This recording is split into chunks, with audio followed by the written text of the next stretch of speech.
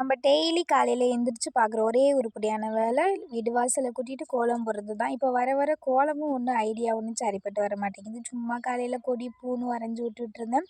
நான் எங்க சித்தி வந்து பைப்பு தண்ணி செட் ஆகாதுன்னு எப்போ ஊருக்கு வந்தாலும் கடையில தான் வாங்குவாங்க. அப்போலாம் நானும் எங்க அக்காவும் கிண்டல் பண்ணுவோம். பட் இப்போ எனக்கு என்னன்னு தெரியல, பைப்பு தண்ணி செட் ஆக மாட்டேங்குதா. நேத்து தண்ணி முடிஞ்சு போச்சு. மாமா போய் காலையில போய் வெளியில வாங்கிட்டு வந்திருந்தாங்க கடையில. எல்லாமே எடுத்து வச்சுட்டு இன்னைக்கு வந்து ரசம் வச்சு முட்டைக்கோஸ் பொரியல் தான். அத்தை இன்னைக்கு காலையில சாதம் மட்டும் வச்சுட்டு, தயிர் வச்சுட்டு அவங்க வீட்டுக்கு கிளம்பிட்டாங்களா, இன்னைக்கு என்னோட சமையல் தான். அத்தை இங்கிட்டு போனதுமே எனக்கும் மாமாவுக்கும் தான் சண்டை ஆரம்பிக்கும். முக்கியமா ரிமோட்டுக்கு தான் சண்டை வரும். நான் கிச்சனில் வேலை முடிச்சு நான் ரூமுக்கு போகிற வரை நான் தான் டிவி பார்க்கணும். நான் தான் பாட்டு கேட்பேன். நான் போனதுக்கப்புறம் நீங்கள் என்ன வேணான்னு பாருங்கன்னு சண்டை போட்டு மெனக்கிட்டு ரிமோட் வாங்கி டிவி பார்த்துட்டு இருந்தேன். சண்டால கரண்ட் போயிடுச்சு. இதுக்கு ஏன்டா இவ்வளோ நேரம் எங்கள் மாமா கிட்ட சண்டை ஓட்டேன் அப்படின்னு தான் இருந்தது. அப்படியே ரசம் வச்சு சாப்பிட்டுட்டு எனக்கு எப்போவுமே ஊரில் இருக்கிற தண்ணி செட் ஆகாது. எப்போ ஊருக்கு வந்தாலும் மூஞ்சி ஃபுல்லாக அலர்ஜி மாதிரி புள்ளி புள்ளியாக வந்துடும்.